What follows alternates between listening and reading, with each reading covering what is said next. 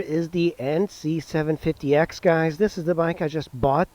I bought it from a subscriber, and I've always been curious about these 750s because, as you know, if you've watched the channel, followed the channel for a while, I've had two of them. I had the previous version, which is the 700X, NC700X. I had first a manual, and then I had a DCT. And now I have this, which is a manual NC750X. This is a 2018. Both 17-inch front wheels, or 17-inch wheels, not two front wheels. So that makes it a very good street handler, and it does handle really well. This bike is not known for its power. It's underpowered for a reason. And these bikes, if you go to Europe, they hold their value a whole lot more than they do in the US. In my recent trip to Europe, I really learned to appreciate the NC750X and the PCX because in Europe they have these things that are high fuel prices. So they really, stick it to you with $8 a gallon gas. And the reason people get this and love this is because of the fuel efficiency. This is as efficient as a 250cc scooter, more efficient than a 250cc scooter. It's a manual, so basically you can get up to like 90 miles to the gallon, and if you change the gear ratio, even better. So it takes a while to kind of get used to it because it's a very unique bike. It doesn't perform like a standard motorcycle with like high revving. You have to keep the revs high in the RPM to kind of have fun. This one, the power starts right like at 2000 RPM, and it almost feels like it's an like electric or diesel bike by the way it performs. I do like the looks. It's kind of like a typical Honda thing. Even when you look at the VFR 1200X, it's styled similarly, and that bike has got the same lines that this thing has. Of course, that gets regular 40 miles to the gallon. This gets 70 if you just ride it normally. Now, if you're hypermiling, you could get even better gas mileage, and I've heard of upward of 90 on this. And get this bike is so popular and reliable that I have heard of people getting 100,000 miles on them, mostly in Europe, because high fuel prices, people prefer these as commuters. So the engine really is quite interesting. They keep saying that it's kind of like a halfway Honda Fit engine, and then I remember asking a Honda rep if that was true, and they're like, no, that's just something that they printed in a magazine, and everybody just started repeating that. But I don't know anything about that. It's like a slanted forward. I forgot the degrees. And that's kind of like what a Honda scooter or a scooter engine has. It's like slanted to the front. All of those engines tend to be more fuel efficient and very low revving. This one has got quite a few features, and it does work differently than the 700, the previous version. This one is a whole lot more livelier than the 700. I think Honda's main criticism of the 700 was that it was a dull motor, so they did compromise and they updated this to make it a little bit more better performing in the engine. And let's look at the wheels here. So you have that massive rotor that was standard on the 700. I mean, that's a huge rotor, super big, and it's a single-sided, so it doesn't have two in the front. That keeps the maintenance a little bit lower, just one brake pad in the front, and radiator easily accessible here. Look at that. And of course the engine head is right behind the radiator, so if you wanted to do any work to the engine, you just remove the radiator and that's that. You do have some plastic guards protecting the engine. The exhaust is different than the 700. Look at these foot pegs. These are some of the best foot pegs I've ever had. Look at that. It is just completely modifiable. And the way you sit on it, one of the seating positions of the V-Strom, it was kind of goofy. Like, sometimes you look as in the window of a shop as you ride through, and you look to see how cool you look. The V-Strom position is goofy. This one is much more sporty. When you put your legs, it actually kind of like they're a little bit more backwards. It's not a 90 degree like the V-Strom. So this is better. And on the rear, you have a 17-inch wheel, a rotor, and of course a chain drive. Yeah, it's well designed, and this one comes with the saddlebags. And a lot of times, people that buy this are not going to be buying the saddlebags, because one of the big benefits of this bike is this. You keep talking about the usefulness of bikes. This, you can't get more useful than this. You twist it. By the way, you turn it to the left, it does one thing. To the left, you open up the gas to get to the gas, and then you have this, which fits a full-size helmet in here, and also you have your battery right there. Yeah, that's extremely usable. That means that the gas tank is not there. The gas tank is underneath the seat, which is perfect. That keeps the weight low. It's a much smarter idea than putting the gas tank up here. When you ride the FJR, for example, you notice that weight high up on top much more than on an ST1300 that weighs much more. And that's the reason this is a better idea than putting the weight in the traditional tank. Now, this is something that I complained about. I do like that it's like streamlined, it looks great. Now, what happens if you want to do food delivery? Put something here, you're going to have to remove the bag just to get to the fuel cap. You go on tour, you put your sleeping bag here, you have to remove all of that to get to it. Yeah, you can get a rack, and that's probably the best idea, but at the same time, Honda, why? Why on earth wouldn't you just learn from BMW? The only thing that BMW has probably done in a long time is put the gas cap on the side. I know it doesn't look as clean. I know, but nobody really wants this like that. Just constantly doing that. And you can't feel it while you're at a gas station sitting on the bike. You have to get off the bike to fill it.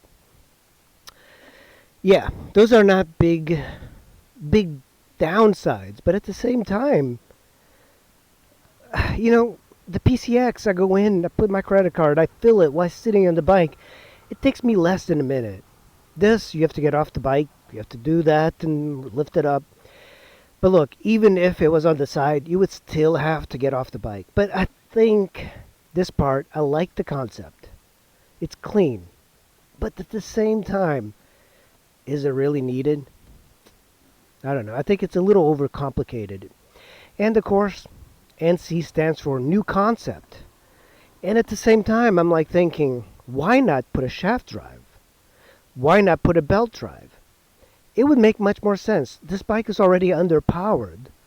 It's not like if it was slightly a little bit less underpowered, people would complain. The type of people that get this, get it because it's interesting. It's got all of these quirks, and it gets 80 miles to the gallon, and you can do all the maintenance yourself. Now, wouldn't it be better to have shaft drive that's less maintenance, or a belt drive that's silent? I think Honda did a great job, but in a way, I kind of wish they blended this with the NT700V, the Deauville, the shaft drive, and kind of just kept it a little bit more maintenance-free. It's already maintenance-free. It just, if we're going to complain about something, might as well complain about that. The bike is brilliant. I like how it looks, everything. This one's got high risers, so the position's a little bit different than stock. It still uses these old school mirror turn signals that you should probably replace with LEDs and stuff. It would be a lot more contemporary, I think. And yeah, everything about it is really simple. And check this out. This is kind of a nice thing that they did. A nice animation, but not just the animation. It's the color. The color is very Honda-like with blues. This bike is kind of like an environmentally friendly, non-gas hog. A lot of bikes have gone towards getting worse gas miles than Priuses. This is not one of them. And, this is completely redesigned. The front looks different. The newer ones, I believe 2021, they have a light underneath here. And this one's got like a little tiny beak, which I like. Okay, so I'm going to start it up so you guys can hear. Very quiet. It's a very quiet bike. It's not meant really for going extremely fast or anything, and it doesn't call a lot of attention. But let's get on it. It's just effortless, like I'm a 1 point something RPMs, and it's just trucking along. It feels like a tractor. It's like a diesel tractor, and it does have like a surge of power, like down low. It's really easy to turn. It's not one of these bikes that require a PhD to make U-turns. That's 8,000 RPMs. 6,000. It doesn't go up to 8. 8,000 is a red line. It's a very low revving bike. If you get the DCT version, you're basically getting a wider bike at the bottom and a little bit more weight. I don't think it's worth it because this bike is quite fun in 6-speed trim.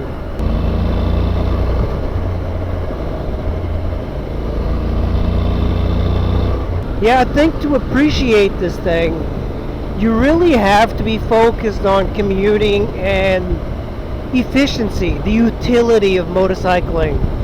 And I think the people that are into scooters would probably like this more because it's more utilitarian. KLR guys should be more into this. If I was to take a cross-country trip into Mexico, for example, I'd be inclined to take this.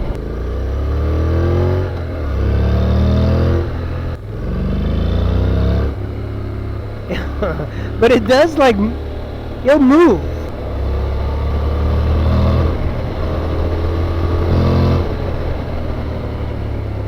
Yeah, the way this thing behaves in corners. Oh my god. Today, we just can't get a clear run. Even at slow speeds, like, hey, where are the mirrors? Guys, do you have mirrors?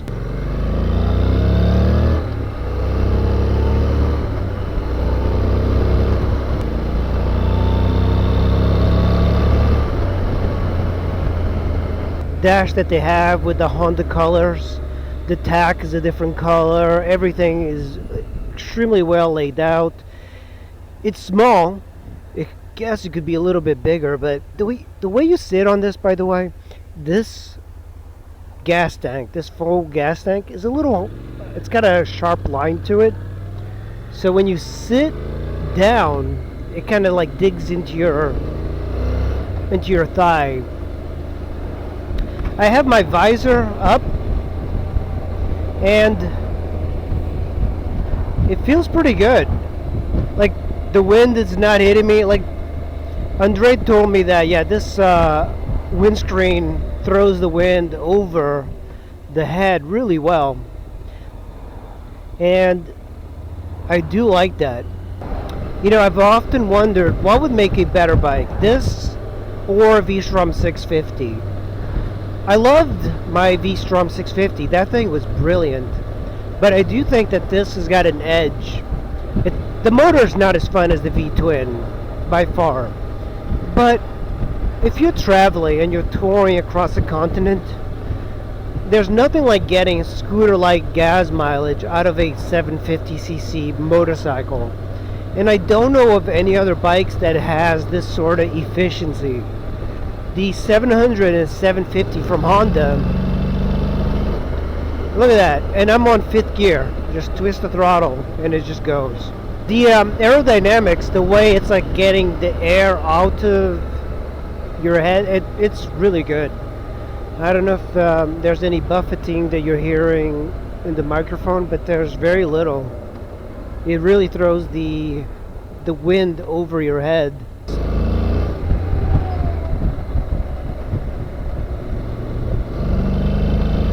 into corners really well. Really well. Because of the 17-inch wheels, this thing is extremely flickable. It actually is fun to ride.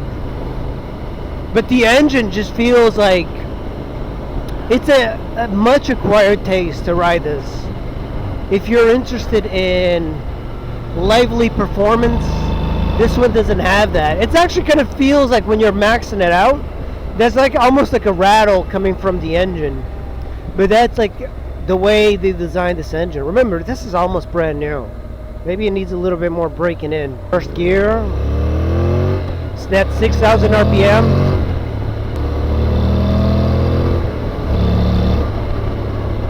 On this bike, you can definitely like give it full gas all the time.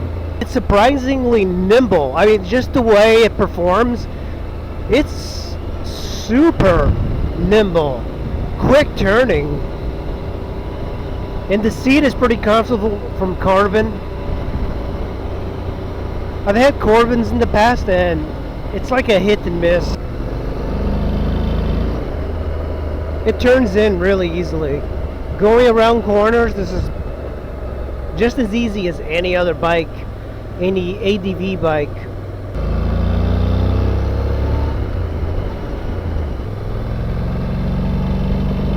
You know, this is the type of bike that you leave it in like 5th gear and you can ride all the twisties and probably even better than a sport bike. So first gear,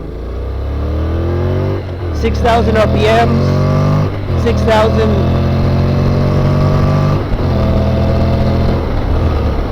And I'm getting 68 miles to the gallon average. You know, these turn signals are straight out of the PCX too. They're very interesting buttons, the way they designed them. So I wanted to go on this road to see how this thing rides on a bumpy road. Bumpy, twisty, tarmac road. A lot of bikes that take through here, they're just way too bumpy, but I suspect this is going to be pretty decent.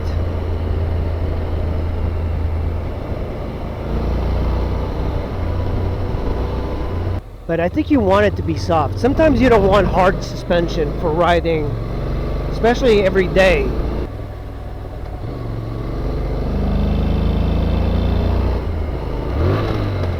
Oh my God, this thing just went into... Oh my God, what the hell? That was weird. It went into neutral. This thing just went into a weird neutral. Oh my Lord. This thing just went into a death neutral. I never... That was weird. This is a brand new bike.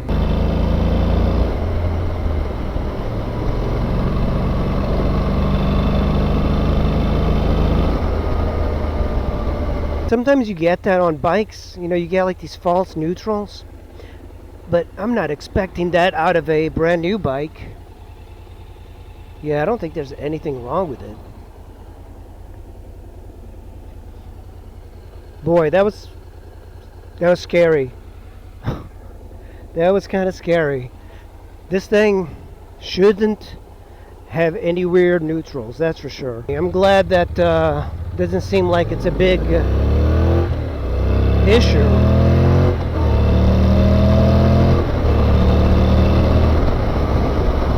So one thing that I'll say also about this digital gauge, there's direct sunlight hitting it on. You can't see the colors, but everything is really easy to see.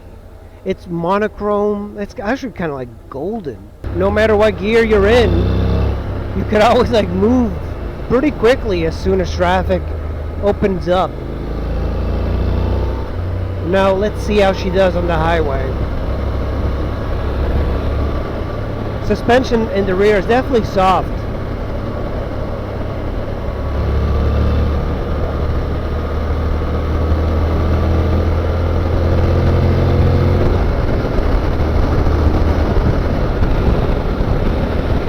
Feels pretty normal at this speed. Even the V-Strom at 60 miles an hour felt a little taxed. I didn't like riding it at over 60. I mean, I did often, but this one definitely feels a little, I mean, it's barely revving. Yeah, its suspension is just very, very weird. It's a little hard and soft at the same time. 65 miles an hour. Yeah, there's like some harshness to this suspension. 65 miles an hour at 3,000 RPMs. And we're averaging 59 miles to the gallon.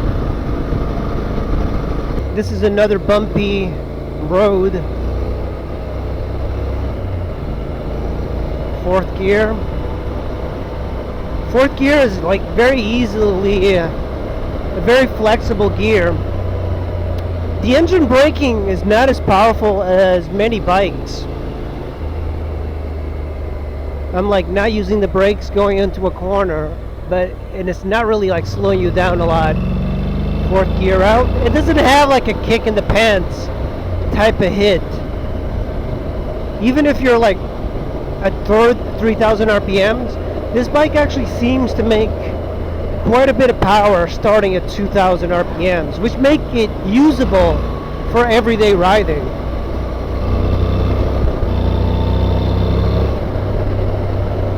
The beauty of having one of these upright ADV bike styled machines is that it's easy to kind of throw around.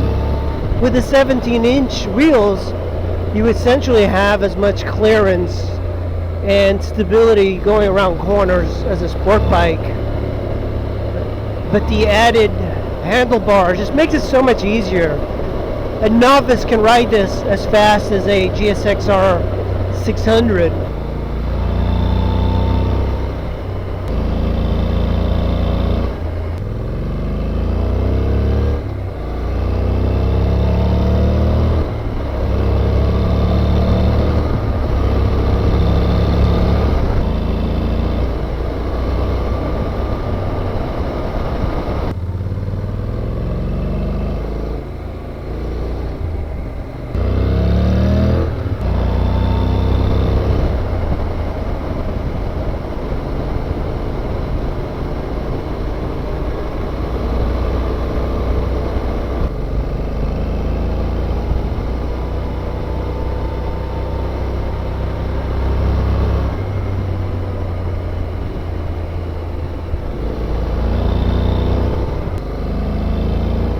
Yeah, this bike leans extremely far and predictable too.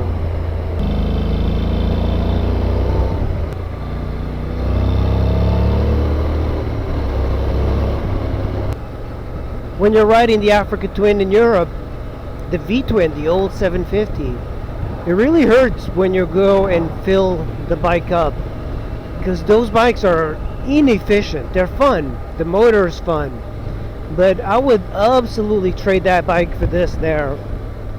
70 miles to the gallon, Jesus. And gas prices have no sign of declining. So you either get a scooter that gets 100, or you get a 750X like this, 700X. They get 70, 80 miles to the gallon, and you can still ride across the continent and commute at the same time. Well, anyway, guys, I'll have more videos on this bike shortly. I just wanted to give you a little insight onto the bike, how it behaves, how it rides. I'll see you in the next one.